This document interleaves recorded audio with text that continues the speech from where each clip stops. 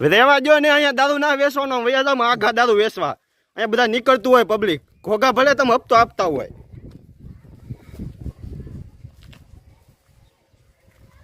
એટલે કાલથી ભેગા ન થતા એક અહીંયા